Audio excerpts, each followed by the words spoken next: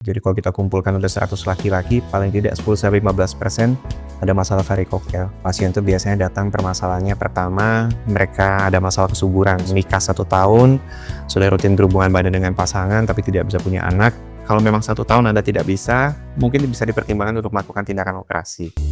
Be Healthy, Live Well, bersama Kata Dokter. Halo Sahabat KIH, selamat datang di podcast Kata Dokter, Be Healthy, Live Well, persembahan dari Kasih Ibu Hospital Group. Perkenalkan, saya Yusi. Kali ini kita akan berbincang santai bersama dokter spesialis urologis, yaitu Dr. Ida Bagus Oka Widya Putra SPU yang saat ini sudah hadir bersama kita. Halo Dr. Oka, bagaimana kabarnya hari ini? Halo Mbak Yusi, baik. Baik.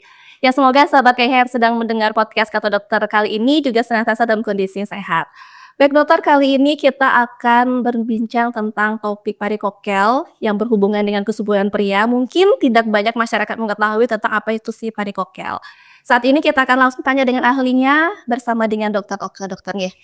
Ya, baik dokter, kita langsung saja dok. Sebenarnya ini varikokel ini apa sih dokter dan mengapa masalah ini terjadi pada pria dok? Oke, varikokel itu per definisi adalah pelebaran pembuluh darah di testis.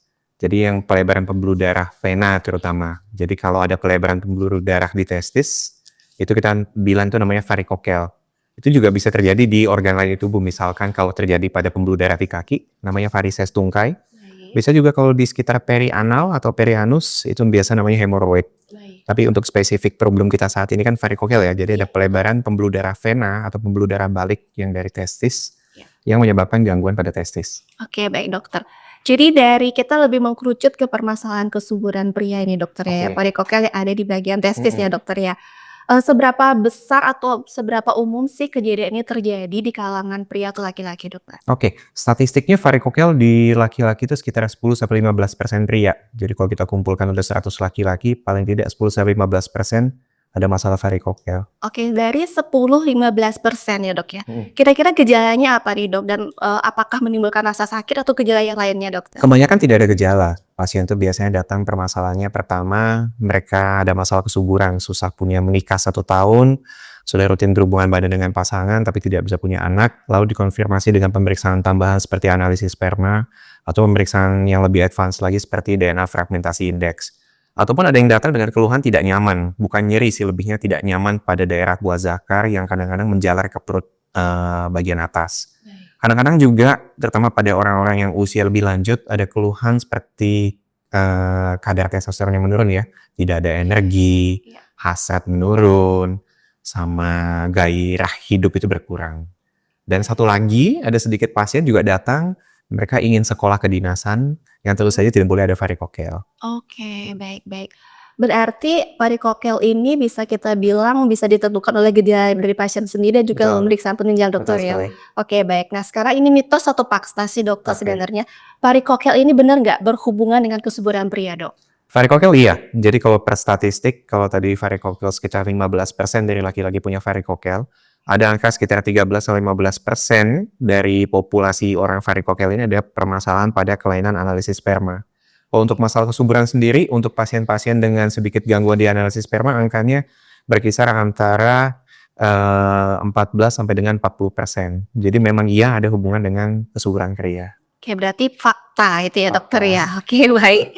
Ya dokter, untuk penanganan varikokel nih dok, jadi apakah cukup dengan obat-obatan atau mungkin ada tindakan tertentu dok untuk menanganinya? Oke, jadi kalau varikokel itu termasuk kelainan bentuk ya, jadi bukan kelainan medikal. Jadi memang sampai saat ini tidak ada obat-obatan untuk mengobati varikokel. Sama halnya dengan kalau mengalami varises tungkai atau ambeien, tidak ada obat-obat untuk itu.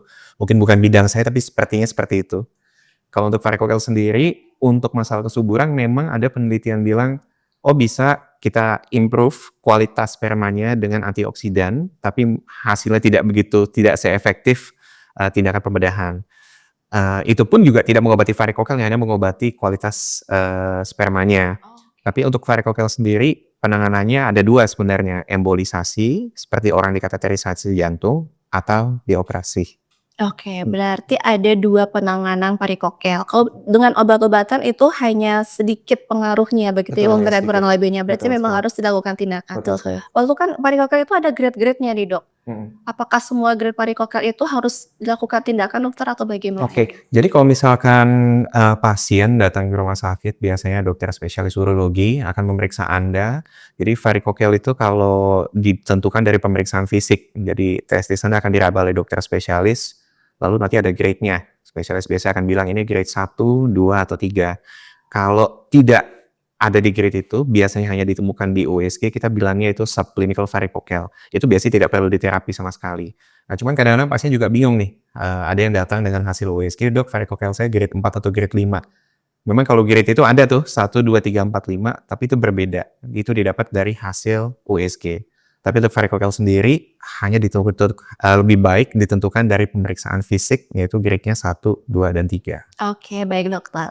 Oke, sekarang untuk penanganan dengan tindakan nih dok. Oke. Ya kan di rumah sakit Kasih Ibu sudah ada penanganan varikokel menggunakan metode modern dokter. Seperti mikroligasi varikokel. Nah, bisa jelaskan sedikit nggak dok, seperti apa sih tindakan mikroligasi ini? Oke, sebenarnya kalau operasi varikokel sendiri sudah lama ya dan banyak yang mengerjakan. Ada ke dokter umum juga bisa, dokter bedah umum juga bisa mengerjakan operasi varikokel. Kebanyakan dokter urologi mengerjakan juga operasi varikokel, tapi tidak semua mengerjakan teknik mikroligasi varikokelektomi atau mikroligasi varikokel repair. Operasi varikokel dengan mikro itu biasanya lebih unggul karena angka kekambuhannya lebih sedikit. Angkanya berkisar sekitar 0,2 sampai 0,4%. Jadi setelah dioperasi, beberapa bulan, beberapa tahun kemudian kambuhnya sedikit jika dibandingkan dengan metode lainnya, misalkan dengan inguinal varikokelektomi atau varikokelektomi yang biasa dikerjakan kebanyakan dokter spesialis urologi, angka kekambuhannya berkisar antara 4 sampai dengan 20%. Lalu untuk komplikasi sendiri lebih minimal, misalkan terbentuknya cairan di testis atau hidrokel, itu jauh lebih sedikit. Kemungkinan juga untuk nyeri pasca operasi dan bisa pulang langsung habis operasi juga lebih baik pada mikroligasi varikokelektomi. Karena kita tidak membuat sayatan yang besar, sayatannya hanya kecil di perut bagian bawah, dan kita tidak ada melakukan pemotongan pada otot. Jadi pasien relatif lebih nyaman. Oke, Gitu. ya baik dokter. Ini sangat menarik sekali ya sahabat KIH ya, ada suatu metode modern seperti mikroligasi varikokel yang memang keunggulannya itu lebih banyak dibandingkan dengan operasi varikokel pada umumnya. Begini ya dokter Betul. kurang lebih ya. Oke baik, selanjutnya nih dokter. Dari proses tindakan tersebut, bagaimana untuk penanganan ataupun recovery pasien nih dok setelah dilakukan tindakan? Apakah pasien bisa beraktivitas atau mungkin harus menunggu beberapa hari dulu? Dan lagi satu nih dok, apakah ini termasuk operasi besar atau ringan atau seperti apa dokter? Oke, ini hal yang sering ditanya sama pasien ya. Jadi kalau operasi mikroligasi varikokelektomi, dia untuk spesialis urologi dia merupakan suatu operasi yang kompleks. Karena kita menggunakan mikroskop dengan pembesaran, jadi pembuluh darah itu kita zoom sampai dengan 12 sampai 20 kali pembesaran, lalu kita lakukan pemotongan pembuluh darah. Terdengarnya kompleks, tapi untuk pasien dia termasuk operasi yang ringan. Karena sayatannya kecil, berkisar antara 1 sampai dengan 2 cm, tidak ada pemotongan otot, dan nyeri pasca operasi juga lebih minimal. Untuk pemulihan sendiri pasca operasi, itu cepat ya, kurang lebih 14 hari biasanya pasien sudah bisa berhubungan seksual kembali, sudah bisa ejakulasi, dan sudah bisa olahraga dan aktivitas seperti biasanya. Namun bukan berarti setelah operasi pasien tidak bisa apa-ngapain. Kalau setelah operasi bisa aja aktivitas kayak biasa yang ringan, berkendara, tapi tidak diperkenankan untuk mengangkat berat selama 14 hari pasca operasi. Dan yang diuntungkan juga setelah tindakan itu sifatnya one day care ya, jadi pasien setelah tindakan bisa langsung pulang. Oke baik, ini sangat menarik sekali ya sahabat KIH ya, metode mikroligasi varikokel ini begitu banyak ada keunggulan. Kemudian untuk segi kekambuhannya itu juga tadi lebih lama ya dokter ya dibandingkan dengan operasi biasa. Angkanya lebih kecil, Lebih jauh kecil, lebih kecil. oke, jadi lebih banyak ada keunggulan dibandingkan dengan operasi biasa begitu dokter ya.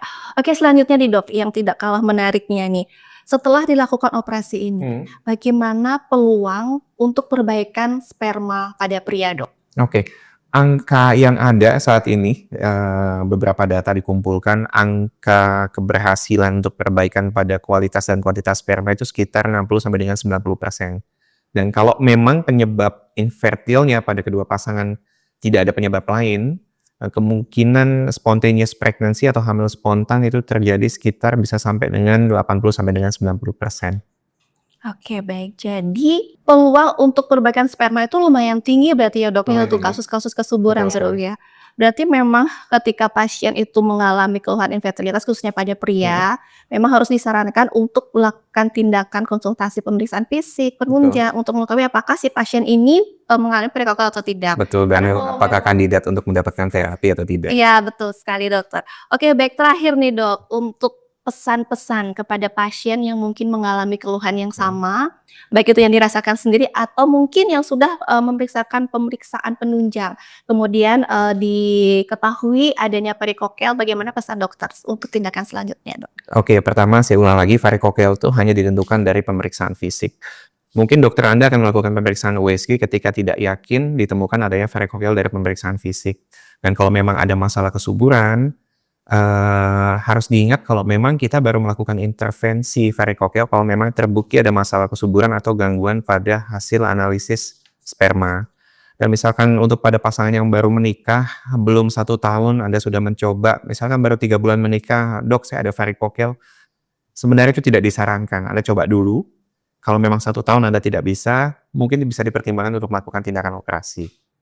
Mungkin itu aja. Oke, baik. Terima kasih banyak, Dokter, Makasih atas banyak, informasi makasih. yang diberikan. Baik, sahabat KIH, jika ingin berkonsultasi langsung bersama Dokter Oka Widya Putra, spesialis urologis, bisa banget. Dan untuk pendaftaran langsung ke call center Rumah Sakit Kasih Ibu Hospital Group di nomor 0361 300 3030 atau melalui WhatsApp di 0811 398 3030. Dan juga jangan sampai ketinggalan informasi dan layanan terkini dari Rumah Sakit Kasih Ibu Hospital Group. Untuk sahabat KIH, silakan langsung follow Instagram dan juga Facebook kita di @kasihibuhospital serta TikTok @rsukasihibu. Dan satu lagi, ingat untuk download aplikasi KIH Connect di ponsel Anda. Sampai ketemu lagi ya, Dokter, di episode selanjutnya, dan ingat, be healthy, live well.